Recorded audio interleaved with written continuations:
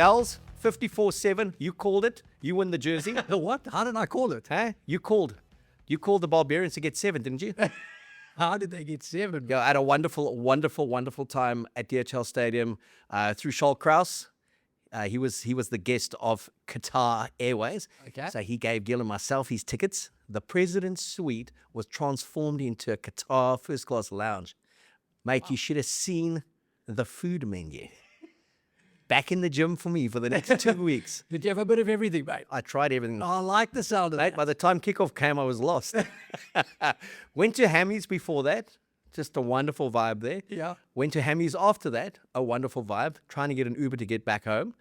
And the Oaks were just screaming, Zels! Zels! mate. Where is Zels? Not at Hammy's. No, they were. Some oak even came and told me, Nick Ayres, Oh, Nick Ayres. you know that I play with Zels only a touch. I said, What I a know, I legend. know you do. Yeah. But just the love for the Springboks, man, Yeah. it was pissing with rain, 45,000 plus, that people didn't care. The gees was there, a bomb gees. And people were just saying, Boks, you say Boks by 10, Boks by more. It was just such a cool vibe. And people coming up to me afterwards and saying, what did I think of the game? And I said it was brilliant because it's the Barbars. It's the Boks. We won 54-7. Yes. Terrible conditions. And who cares about the Barbars in that context? It all starts this weekend when we play Italy and we are in test mode. Because it's one thing to say you approach an invitational game as a test match, but it's not a test match. Correct. But what I thought was the pulling power again of the Springboks to get 45,000 people there. Big time. And the quality of that team to be able to score 8 tries in those conditions. The first 20 minutes, great. After that, you know what? Boga! Everyone was just drinking. The music was going.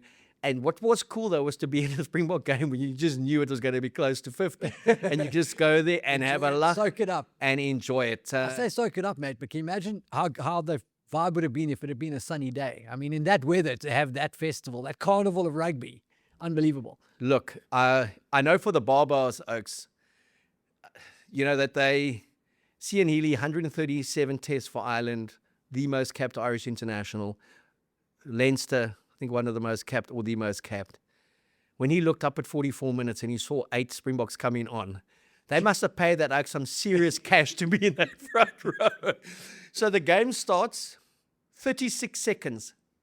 Knock on, Barbars, scrum feed to South Africa. Scrum finally sets at 1 minute 24, penalty South Africa. That's when you pull that hand move in the front row for the Spot on, Barbarians. It's like, He tried to egg Fussy on after that charge down just to try and get sent off, I think. He knew what was coming. yeah, I think he was trying to pull a hamstring Yeah, on the yeah, way yeah. there. But the charge down on Sasha, first kick of the game. But Sasha, sorry. But yeah, I mean, we've spoken about we love the Barbarians concept, but this time of the year, and I know the Boks wanted a game, it's just impossible for a team to be competitive that arrives here on a Tuesday, has one training session, Yeah. and is up against a Springbok unit that decides they want to take this game seriously. And you could just see those guys, individually good players, but they just looked like they wanted to be anywhere but at the DHL Stadium on Saturday evening. No, totally. They didn't fire a shot. No.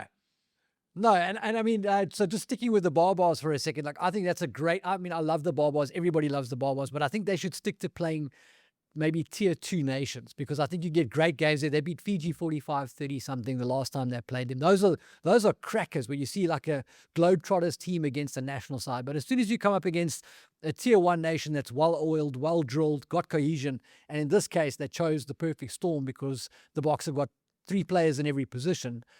Only one result was going to happen. I predicted the margin to be way narrower than it was. So very impressed with that result and very impressed with the performance. I thought it was outstanding, and it was great to see some guys back like Lut de Jager, who for me was incredibly good, reminded us what we were missing when he wasn't around, and hit the ground running at 100 miles an hour. Lut, 70 minutes he got in. He looked seriously annoyed when they pulled him as well. He was having some full-on arguments about why he shouldn't be coming off. Love Jean-Luc's first 35 minutes. Weather conditions perfect for him. It was like being in Manchester on a wet English Wednesday evening playing in some cup competition. He was strong in what he had to do, disciplined in what he had to do. Yeah. There was no offloading. He kind of took contact.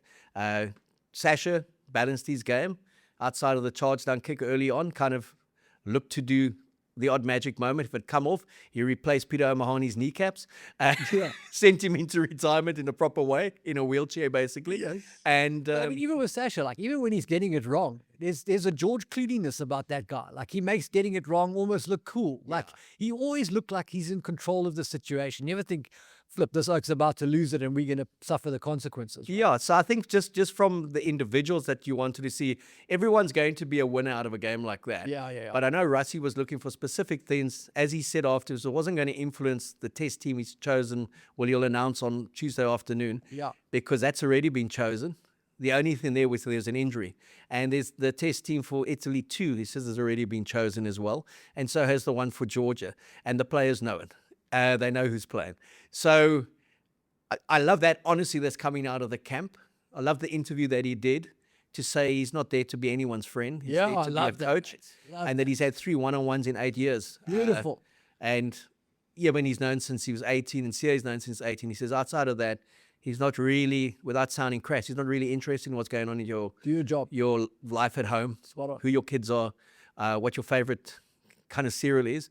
Just go out and play, because it does cloud selection issues if you are too close to players. Yeah. And Andre Pollard said the same thing in the interview with Ben Jans on the Ben Jans Dane Cole's podcast. Yes. When they asked, tell us about Rassie's great man management, and Pollard said, he's not your friend. That's what he lets you know straight up. There's no one-on-ones there. Yeah. It's performance-based. And he said he was happy with the hit-out. I think he also understood the nature of the game.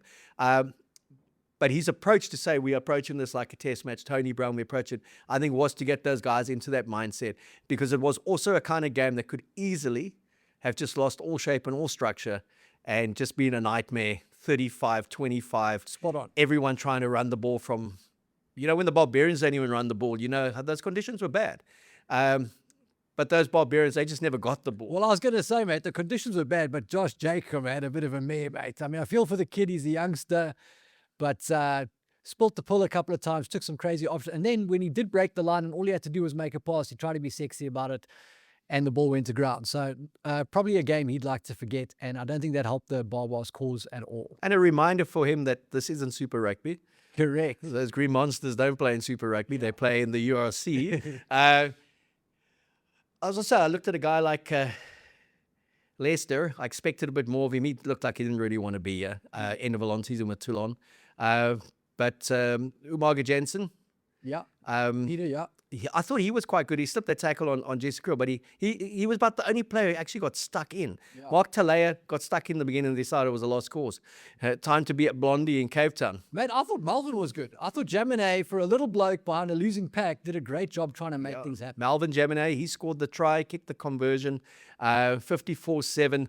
But yeah, I think all round, if we take where the Boks were last year, at the end, and where they are now, what did he want to see? He wanted to see your mate come through it tight head prop. He did.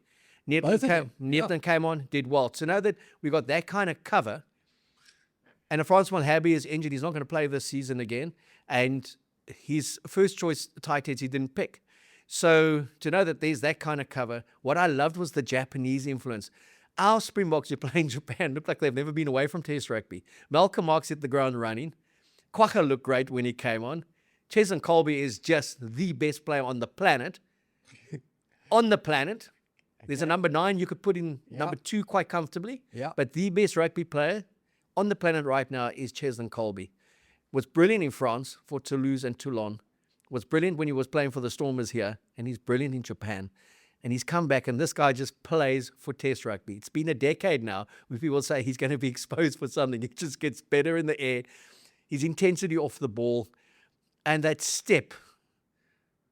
I mean, he stepped. Best feet in the world, mate. He stepped Leicester back to Toulon, mate. Best. No doubt about it. Brilliant. Guys, we haven't mentioned, I thought Apelele Fassi was great at fullback. I really enjoyed his performance in a game that, even though the conditions weren't great, there was always the opportunity and the threat of maybe getting a little bit loose and having to go. I thought his kicking game was really good. And I love that that's coming on in his game. So I enjoyed that very much. Very good under the high ball as well. Very good under the high ball, as was Cheslin. And then obviously Cheslin got man in the match in that game. For me, the guy I would have picked, and Rassie also said he thought this guy looked a bit undercooked. For me, he was the man in the match, was Jesse Kriel. I thought he was outstanding as a captain, ran the defense, nice little drift off the ball there to cut the line. I thought he was great. Yeah, I was surprised when Rassie did say the midfield, you can see this thing. I thought Jesse was very good. Damien did his job, did it well. 82nd minute, mate. It's hardly undercooked. Yeah, but Jesse was just outstanding. Jesse was great, mate. He really, that guy looks like he gets younger every year. Yeah, I think it's in the muscle tech there, mate. Yeah, no, he was outstanding. And then all your mates, your mate from the Sharks, two tries. Vince. How good was Vince? Fiery Vince, How two good tries. was Vince, mate? No, it was just I enjoyed the performance. Yeah. Ox was as steady as they come in that first half an hour. But it's the Barbarians, you know. It was a great way to start the season, to remind people we are the world champions, to get their gears going. But there's nothing analytical to take out of the game outside of what we spoke about in the preview. Could they stick to certain structures? Could we see if the depth is there? And you can take the best 23 players in the world. You put them together on a Tuesday with one training run. In those conditions, it's doubtful they will ever trouble a decent and settled test as well. Spot on. Agreed. So where the Barbars do well is at the end of your tours when they play one of the nations, but they can draw from some of the best players who have been on tour. Yeah. And then you'll see if they're playing like the Barbarians are playing the All Blacks. You can pick 6 or 7 Springboks who have just come off tour, or Wallabies, and you've got a contest, but not in this guys that we had. I mean, guys who have just retired, guys who have just come off their lengthy seasons, and very vulnerable in the tight five as well. I thought Ruben van Heerden in the beginning, some nice offloads, some nice touches, and a nice experience for him to play against the Springboks. What I will say on that point about the set piece is one thing that I took out of it was there was some parity in the scrums. Like you expect the Boks to kind of roll those guys, even though it's Asanati's new at 3. For me, it was like a reminder of just how important analytics and sort of game analysis is, because when you watch another team play and you know how they're going to scrum and you can understand some of their tactics, I'm sure a guy like Don Heeman preps the guys for specific technical insights and opportunities. And obviously with these guys, you've never seen them play before. They have never played before. And so there is a bit of an in-game learning curve, which I think would have greatly benefited the guys that we picked in the tight 5 this week from having to solve problems live without the coach necessarily helping you. Yeah, and I think like there were some great tries. Ball control pretty good. I mean, the contestables, I thought we were quite good under that. Yeah. But talking about the set piece, there's always got to be something that you can take and say, regardless of the score, what happened here? You'd never expect us to concede a scrum penalty, and we did late in the game. People can say, well, interpretation, but we did. And I know that will annoy Don, will annoy Rassie. And we had 4 or 5 line-up mauls that we just made no impact off when we were driving for the line. Ordinarily, they would have binned guys in a test match or in a first-class game because they were infringing, they were all over us. But I expected our mauling to be a lot more effective against a scratch team. Yeah. That has never practiced defense maul. I don't think they've practiced anything in that week. Yeah. Outside of swallowing lots of alcohol and lots of poison, having lots of a good time in Cape Town. Yeah. I know that Zarbet, who sponsored them for the test match or for their test match, I think it's the owners of Blondie in Cliff Street in Cape Town. Apparently the boys were there all week as well, so they had a good time. I'm sure many in Cape Town have a few stories to tell about the Barbarians. And who knows, maybe there's going to be a few little future Barbarians running around in Cape Town in 20 years' time. Anyway, back to the rugby. Back to the rugby. Yeah, good hit out.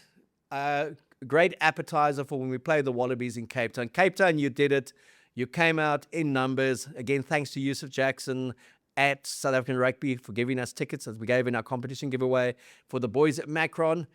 No one picked the score right for the Barbarians jersey, but we're still going to give the jersey away when we film, and we'll be filming late in the week once we know the teams. We'll be chatting about the All Blacks. We'll be chatting about the British and Irish Lions that will have played their second game on tour against a red side that's got a few of the French Wallabies back. We'll know what the French squad looks like. Incredible top 14 finale, 33-30 going into the last minute. Bordeaux equalized 33-all. Maxime Luku. Your man Luku, and then Ramos. Who else? 2 penalties in extra time. 5 million plus people tuned into that game in France. And in Bordeaux and Toulouse at their rugby grounds and in the city centres, 20, 30,000 people watching in front of the big screen. It's 78,000 at the stadium, right? Yeah, in Paris. I mean, it's just incredible. 46 players on show, and 4 of those players are going to New Zealand to join. Insane. And there's like 21 that could have been, 22 that could have been picked that aren't going. I think that so devalues their 3-test series in New Zealand. And I see a few of the French guys looking at the weather in New Zealand, looking at the field. A few hammies have gone already, deciding, do you really want to be down there this time of the year after that? But incredible victory for Toulouse, 24th top 14 title. Yep. Bordeaux didn't do the double that they were planning on, but a huge improvement on last year's final when they lost 59-3 to Bordeaux. So, I mean, that was great. We're going to talk a little bit more about the Boks in about 20, 30 seconds. The Lions, Western Force, 54-7. Your thoughts? That's pretty much what I expected, to be honest. I think I picked the Lions to win by 35 plus. That Western Force team never had a chance of troubling them. And especially after they got stung by Argentina, they were going to be focused. So disappointing that Thomas Williams is out. Really good player and a great opportunity for him. But Ben White's been called up from the Scotland team to join the Lions now. And they'll be looking to play their best rugby again against the Reds on Wednesday in Brisbane. And now there's more South Africans in the British and Irish Lions squad than there are Welsh. Mate. They are Welsh. Have a giggle. There's 1 Welshman left. And there's 2 South African-born players there, Duan van der Merwe and Piers Schumann, known as Schumann. And did you hear the crowd announcer? Oh, man, I love that. I love that. Southern Hemisphere, born prop at South African schools. A New Zealand Maori playing on the wing for the Lions. James Lowe said, keep on calling it out. We'll keep on coming back and reminding you of how the Lions play. I think one of the big things for the Lions is going to be, do they even get a game that's anywhere near test intensity before they get to their first test? And that plays right into the hands of the Wallabies. 100%, the cohesion thing and all of that. They've released Taniela Tupou to play for the Waratahs on Saturday against the Lions, so I think that'll obviously help them. But just across the board, Australia's struggling to scrape together a serious test team from the stocks they have. A lot of young guys with potential, but little experience, I think. So I can't see any of those regional Super Rugby teams giving them too much trouble. Yeah, the big danger there is losing players like Williams, who was their number 1 halfback. Big time. Fighting out with Gibson Park. They can only beat 2 or 3 good players down by the time they get to that first test. And Australia are releasing strategically. None of their run on 15 is going to be released. Spot on. It's they've released 6 or 7 players for that Reds game. There's 9 players who play for Australia, and 2 have played a test or 3 for New Zealand who are now based in Australia.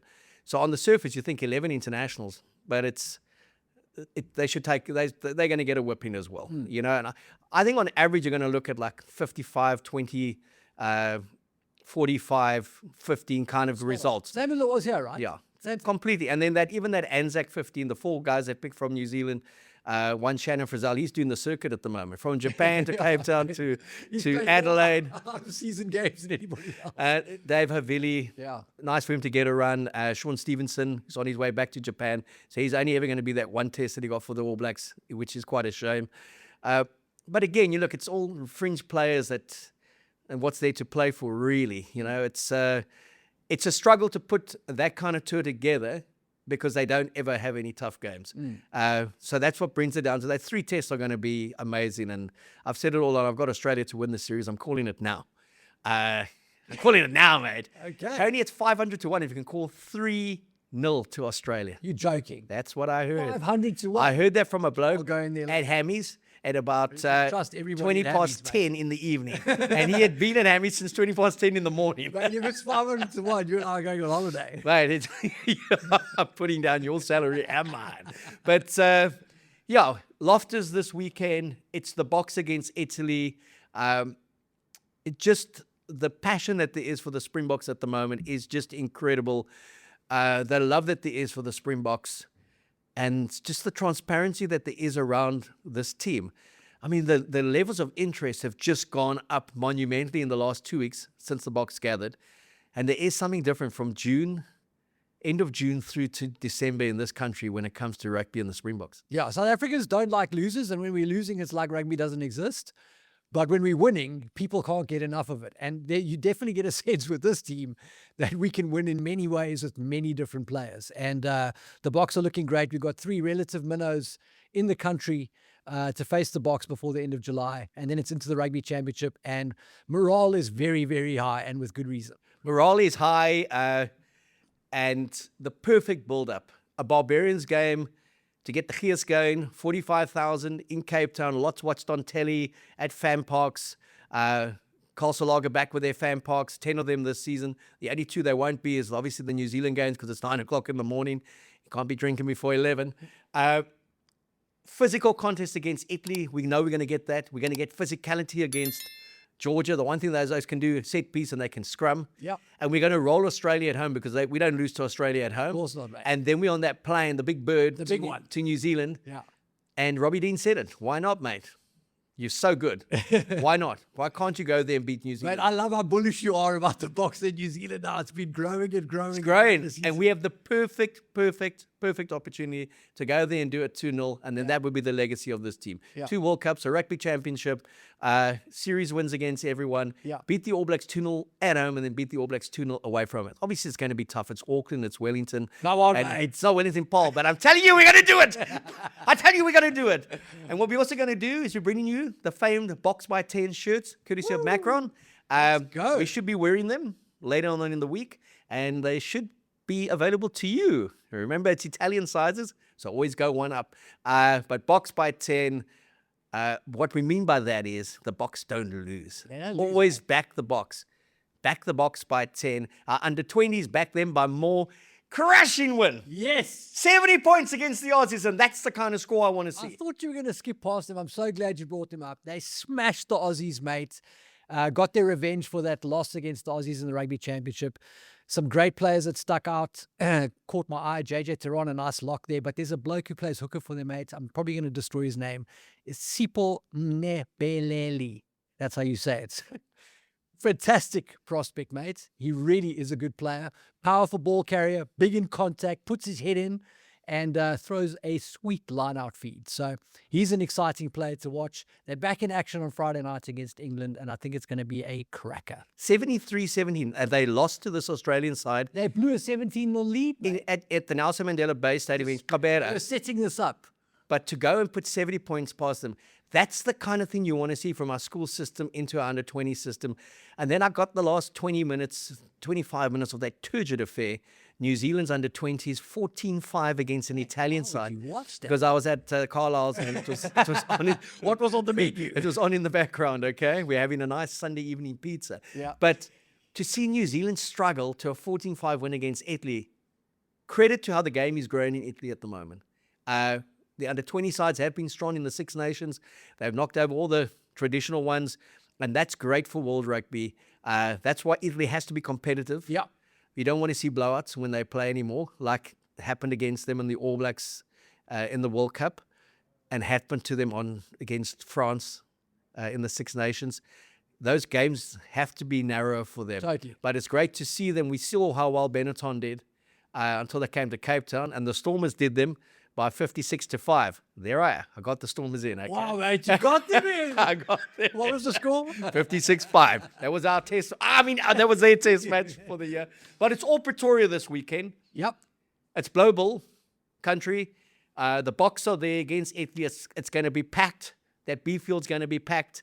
And I don't think it'll be a sighting of Jake White. I think he's going to be given the bullet later this week or next week. Oh. The key there is who replaces him, because Akkers has got an extension on his under-20 contract. Who would you bring into the Bulls? Mate, I'm available. If they're looking for somebody, I don't mind making You the agree trip up Jake there. should go, huh? Yes. Yeah, I don't know if I agree that Jake should go. I think there are things there that need to be fixed. Come on, you said last week his time was up. No, I said that they needed to shake up the coaching staff. Jake is a World Cup winner. He took them to the final, mate. They've been to 3 finals. To fire a coach that's done that's quite a big call. But there are obviously systemic things that need to be fixed. Yes, you really have changed your tune there on I did it, Yachtles, mate. Go back and watch the tape. Where's the highlights, mate? So Jake on the surface, 3 finals in 4 years. Sure. Fantastic, okay. Built a strong Currie Cup squad. Yep. His record before that, winning the Rainbow Cup internal South Africa, Super Rugby South Africa, getting to the final, losing to Benetton. the thing, they're losing finals, but the gondolas got to them. But the stories we've heard out of Pretoria have been horrendous with the coaching staff and with the players. And it looks like there was a bit of a mutiny. Yeah, that's the story, mate. That's the story. I don't know how much truth there is in it. There must be some. Where there's smoke, there's fire. Well, it could explain that he was always on his own with 45 water bottles around him, and the coaches were sitting in another boat. We had a moat around him. No, mate. Would you bullet him? I wouldn't bullet him. I wouldn't bullet a World Cup winning coach who's just taken you to the final. I think I would do a very deep investigation into that, and I may change Jake's role and put KPIs into place to deliver results. But I definitely wouldn't bullet a World Cup winning coach who's gone to 3 finals and just took you to one and lost to arguably the best team in Europe. All right, so Jake stays according to Zels. I think his time is up there. He will stay. I wouldn't fire him. Exactly. Yeah. My understanding is that he's going to get fired was based on an article I wrote. And no, it wasn't, Jake. Honestly, I think you were gone before that, man. We're going to wrap it up with the Steco Play of the Week. And what is your play of the week? Sustainability, power, and the future. Whoa, mate! Those are your elements that you got. That you got to. I'm gonna go with Pede, the scrum half from our under-20s, mate. Great little break off a midfield scrum. The defending scrum half was a bit fast asleep. He sort of broke from the base of the scrum, dummied, went straight through for a great try under the sticks, mate. In fact, I think on that one, he played a switch pass to Ndlovu, the left winger, and he scored under the post. So that would be my try of the week. Okay, so that's your Steco Player of the Week. My Steco Player of the Week goes to the best player on this planet at the moment. Exactly. And Anton Topont didn't play either. It goes to Cheslin Kolbe, and there's not a play of the week, there's plays of the week. And Imad will put together a little highlights package that should be playing now as we speak. The step, the catch, the try, the offload, the everything. Cheslin Kolbe, if you talk about sustainability, you talk about the future, you talk about everything that's good, it's Cheslin Kolbe.